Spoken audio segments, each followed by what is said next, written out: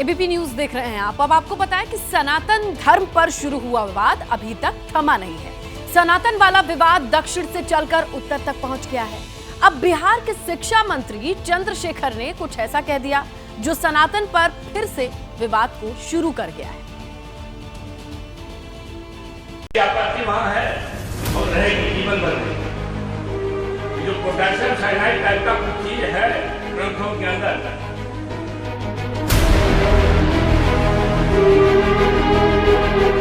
सनातन विवाद का ये नया चैप्टर है। इस बार विवाद का केंद्र बना है बिहार और चेहरा है बिहार के शिक्षा मंत्री चंद्रशेखर। कार्यक्रम हिंदी दिवस पर था, लेकिन बिहार के शिक्षा मंत्री धर्म ग्रंथों पर प्रवचन देने लगे। रामचरितमानस की चौपाई का हवाला देकर चंद्रशेखर ने क्या कहा, पहले आप वो सुनिए।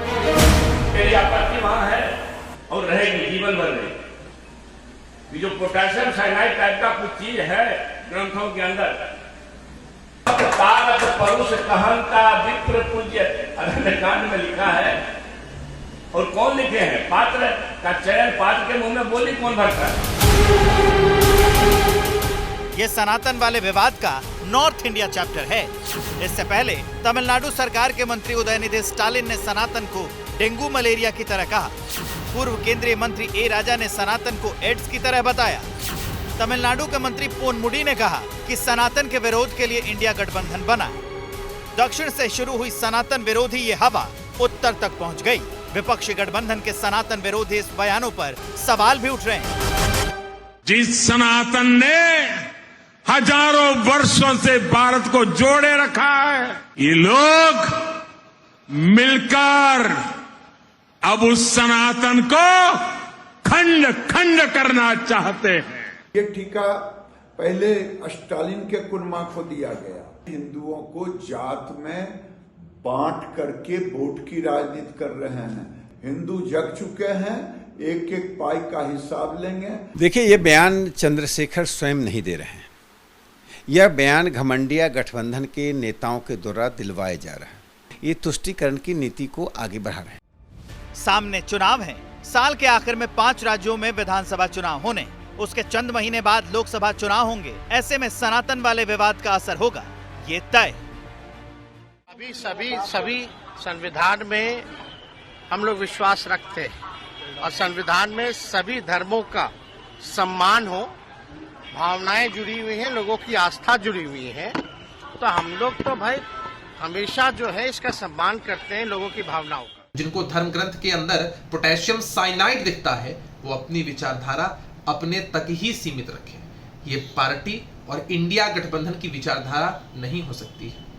हम सबका सम्मान करते हैं, लेकिन कई बार ऐसा होता है कि कुछ लोग मीडिया की टीआरपी पाने के लिए, सुर्खियों में रहने के लिए अपनी इस तरह की विचारधारा को थोपते हैं, जो कहीं से भी उचित नहीं है। विपक्षी गठबंधन में शामिल तमाम पार्टियां सनातन विवाद पर संजीदा हैं। डीएमके प्रमुख स्टालिन भी अपने नेताओं को सनातन पर टिप्पणी नहीं करने को कह चुके हैं। अब इस विवाद में नए किरदार की एंट्री हो गई है। ये वही चंद्रशेखर हैं जिन्होंने इसी साल जनवरी में भी रामचरितमानस को नफरत फैलाने वाला ग्रंथ बताया था। उसके बाद समाजवादी पार्टी के नेता स्वामी प्रसाद मौर्य ने भी मानस पर विवादित टिप्पणी की थी। स्वामी प्रसाद मौर्य अब शांत हैं, लेकिन चंद्रशेखर फिर एक बार विवादों के मैदान में हैं। पत्रकारिता कोई इमोशन नहीं है, ना अपना कोई ज्ञान देना है और ना कोई विचार थोपना है। पत्रकारिता क्या है? पत्रकारिता का मतलब है सही जानकारी इकट्ठा करना और तथ्य बताना। पत्रकारिता आज जितने महत्वपूर्ण दौर में है, शायद पहले नहीं थी। इस दौर से निकलने के लिए सिर्फ सच दिखाने की जरूरत है, वो सच जो आपके हित को आगे रखे। इसलिए अब रात 9 बजे प्राइम टाइम नहीं होगा, ये आपका टाइम है। जगविंदर पटियाल के साथ देखिए पब्लिक इंटरेस्ट, सोमवार से शुक्रवार रात 9 बजे सिर्फ एबीपी न्यूज पर। एबीपी न्यूज आपको रखे आगे।